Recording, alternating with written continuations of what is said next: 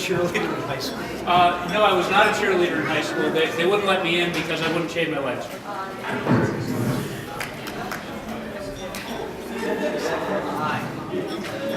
Oh, this is the point where I have to say, I think you all owe a round of applause to Eric Schumacher.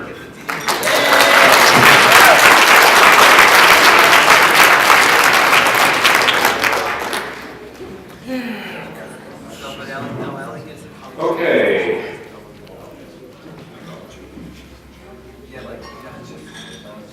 Wow, 3 mics.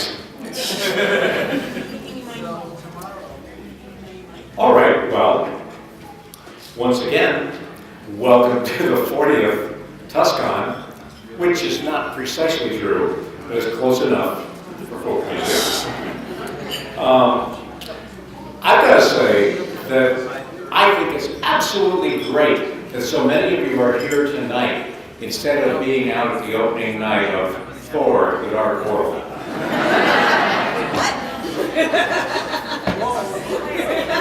I know, you're going later to the late showing. Good. Let's see.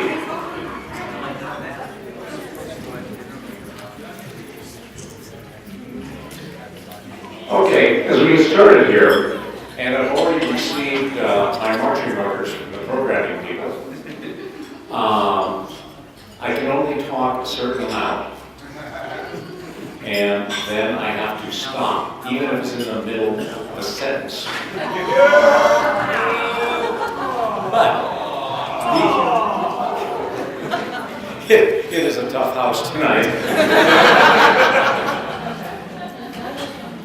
Well, Scott and Joe and the rest of the people in charge have informed me that unlike previous years, it's required that there be more educational material.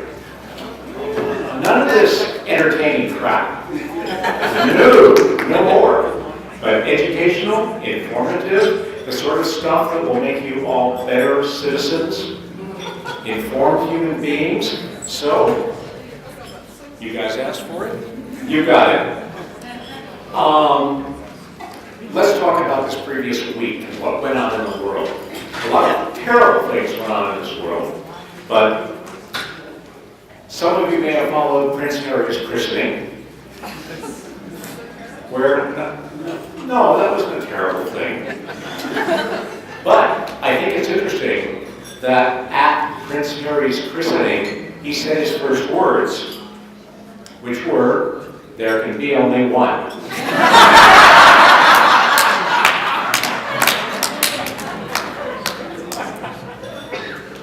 Now, there are some holidays that I hope a number of you observed while you were building up to the climactic point in your weekly life, which is TusCon.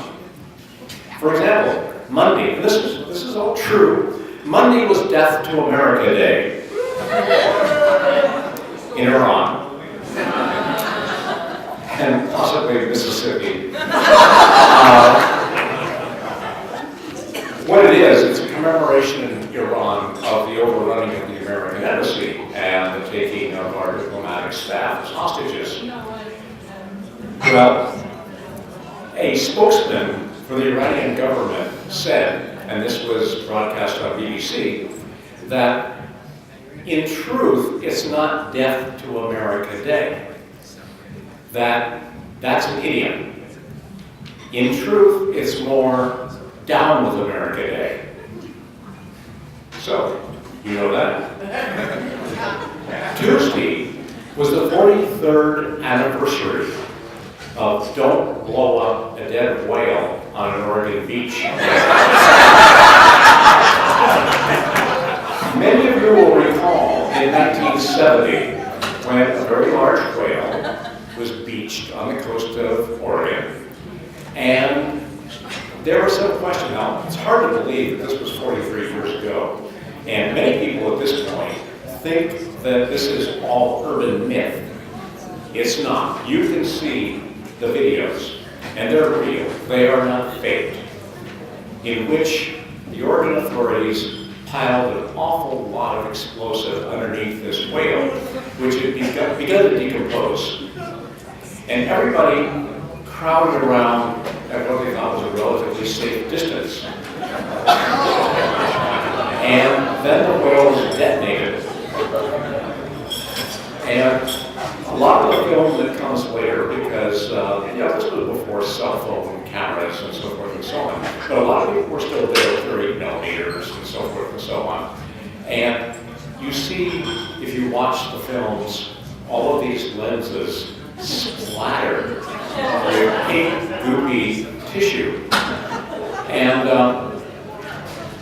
this is what most people are familiar with this event. But I talked to a friend of mine who's the curator and collections manager at the Natural History Museum at South Dakota School of Mines. She was there on that fateful day, and she says that sometimes to get the best idea about what was happening generally was to check the microcosm. And what she reported to me was there was a somewhat horny park ranger. No, you don't know what I'm going to say. Whatever you're thinking is far worse than what I could possibly say about this park ranger. Anyway, the park ranger was really impressed with two young women who were marine biologists. And they were doing some sort of a survey of dead whales.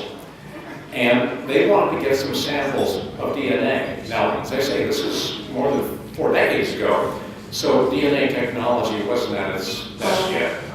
And so the ranger volunteered to get them a good sample of the DNA.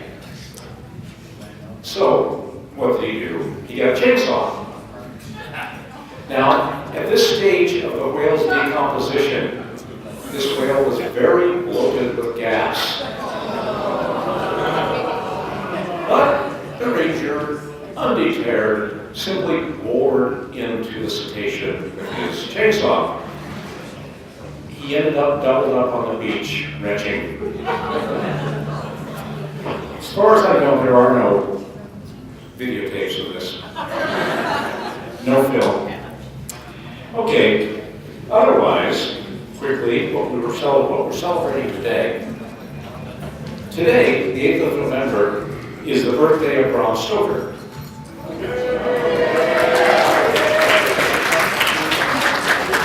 Who, in his own way, is responsible for a lot of really bad television. And I'm not very going to make a list. But anyway, Bram was born in 1847. But what I think is the truly amazing coincidence here, is it a coincidence? Or is it something else? But November the 8th, 1431, is the birthday of Vlad the Impaler. That's Vlad III the Impaler, otherwise known as Vlad Tepes, who is basically the inner core of the whole Dracula myth. So, you guys wanted education, so you got it. Afterwards, before you adjourn to get ready for Radio Free Alpha Booth, there will be a spot quiz. And you're going to have to you'll have to know a lot about history.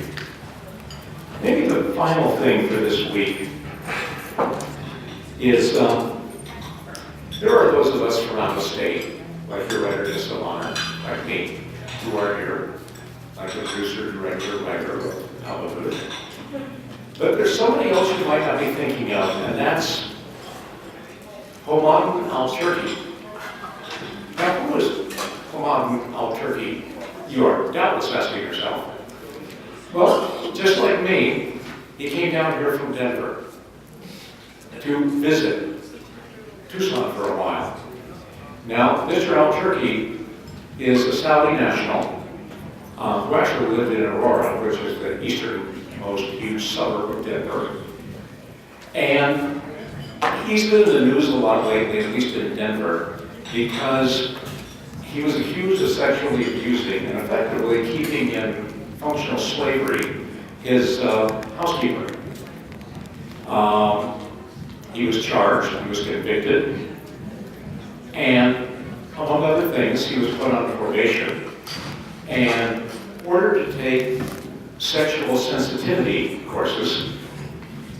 Now remember, this is a Saudi national, and he asked as a special favor that he be taken off of house arrest and sent back to Saudi Arabia, where he would take sexual sensitivity training in his own country. Now,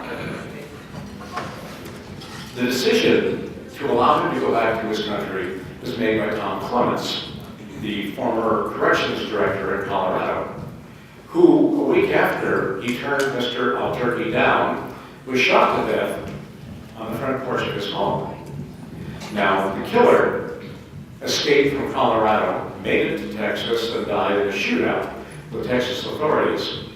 But there's still some question with the law authorities whether Mr. Al-Turki might have had something to do with the death of Colorado's corrections officer.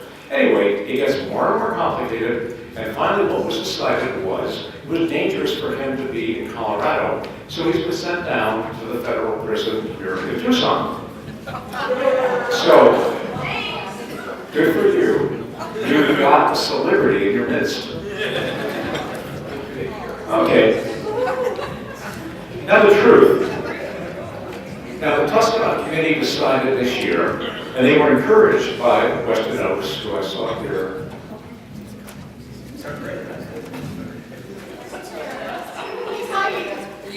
I think, yes, you were hiding. Well, Weston, twice now, when circumstances forbade me coming to TusCon, Weston has graciously stepped in.